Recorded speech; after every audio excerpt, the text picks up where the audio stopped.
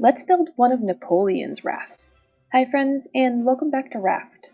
I have the absolute strangest concept to share with you all today. One of the lovely folks over at the Mariners Museum and Park reached out to me to talk about Raft, and they mentioned a series of legendary rafts that were a part of Napoleon's fleet. These rafts were insanely large, well-armed, and designed to carry 15,000 troops in an attempt to invade England. There's just one problem. These rafts probably never actually existed, despite plenty of engravings, prints, and other propaganda boasting about Napoleon's fleet of massive rafts. So today we're going to bring this so-called floating citadel to life in our favorite ocean survival simulator.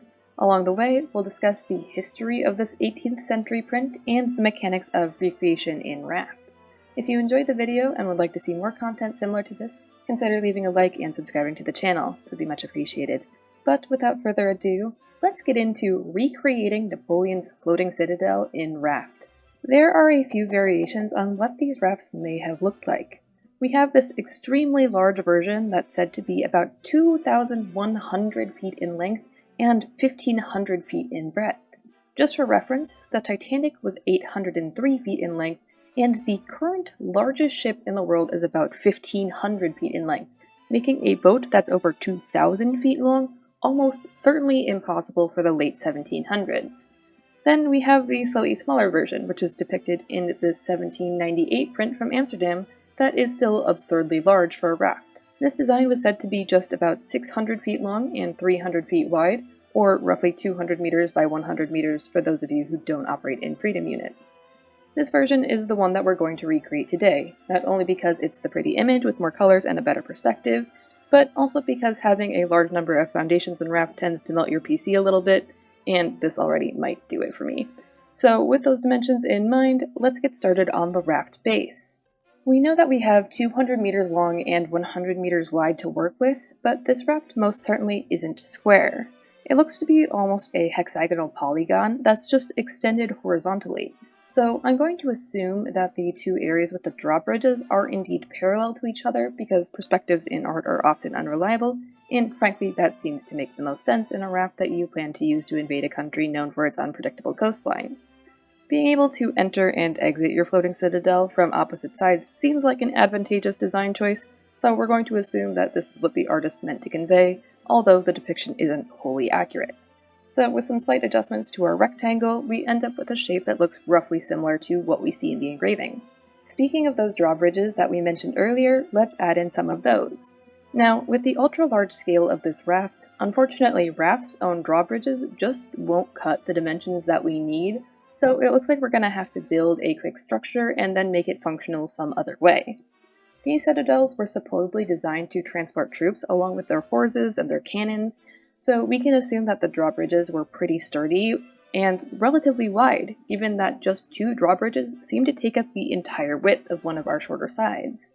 In an effort to capture the pure scale of these things with some leeway to give an impression of motion, I ended up building the frames for the drawbridges out of some walls rather than the in-game pillars, because frankly those were just far too small to be seen at this scale.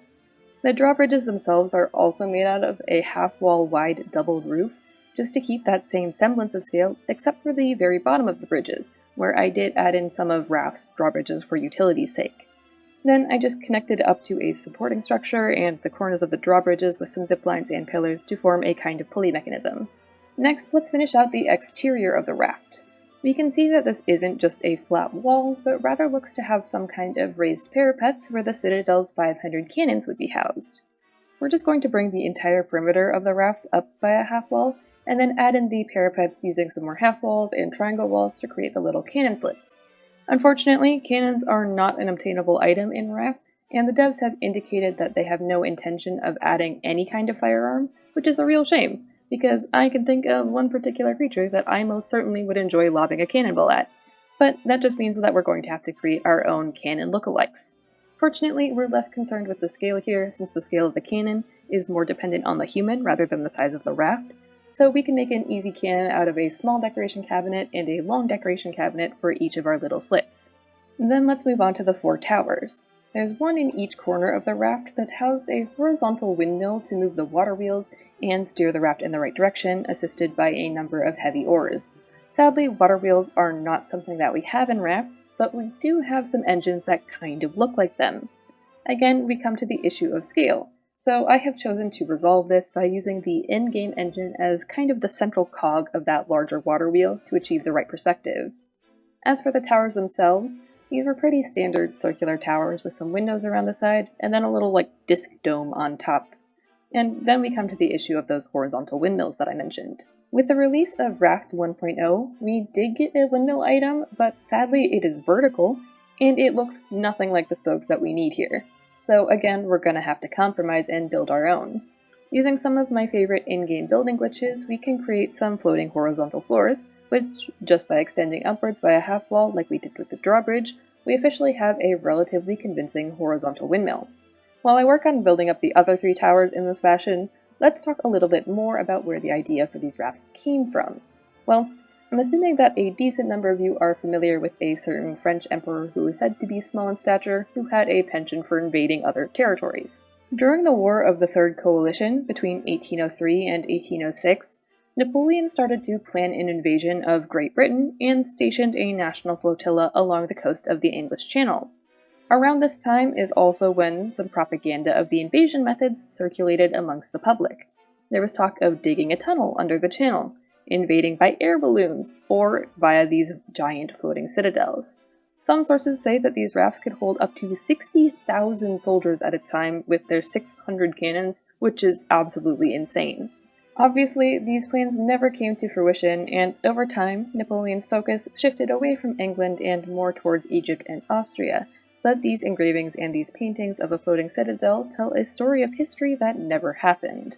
And with the conclusion of that history lesson, we come to the center of our raft, the floating citadel itself. These massive square structures were also said to be bomb-proof, and we're going to build the citadel as a tiered castle, complete with 3 layers of parapets. Once again, we're going to use the same method here that we used on the outside of the raft to break things up a little bit and create that jagged parapet look. The final layer is a solid wood wall with a large dome-like structure on top. Sadly, round shapes don't really exist in Raft, so we're going to compromise and go for an ever so slightly rounded roof that evens off on the top. Now, we could cheat and replicate this raft exactly by using detail planks for literally everything, but that takes away from the spirit of a raft replication challenge when we want the raft to be actually livable, so we're not going to be able to copy the exact shapes, but we'll still get pretty close. It's also worth constructing those 2 little tents towards the front and the back of the raft as well at this point. I couldn't really find any information about what these structures would have been used for or more details about what they looked like, so we're just going to recreate purely off of the visual from this print and hope for the best. Then we're just going to finish off the top of the citadel with an absurdly large flagpole and some kind of quote-unquote Phrygian cap on the pole at the fort's center. And with that completed, it's time to add some paint so that we can see our creation come to life. As for the interior of this raft, I couldn't find any reliable sources that would give me an indication of what kinds of structures or spaces would be found inside any of the buildings, so in the spirit of authenticity, we're going to leave the interiors blank. That being said, if you do choose to recreate this design for whatever reason in your own raft world, there is ample space for all of your survival needs and then some. Just note that you'll need 2 more engines to power the raft, but other than that, you should be good to go.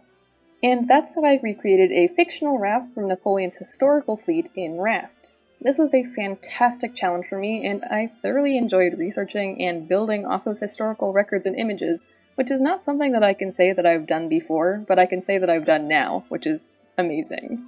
Also, a massive thank you to all of the lovely people over at the Mariners Museum and Park for the resources to make this video. They provided the images of the rafts you saw, the history you heard about, and the wonderful opportunity to build something as cool as this. So make sure you visit the museum if you're ever in the area, and check out their social media wherever you are in the world. Anyways, that's it for me for now. I hope you enjoyed. Please consider leaving a like if you did, and consider subscribing if you haven't already. It really helps me out. I hope to see you all again soon, but until then, have a great day.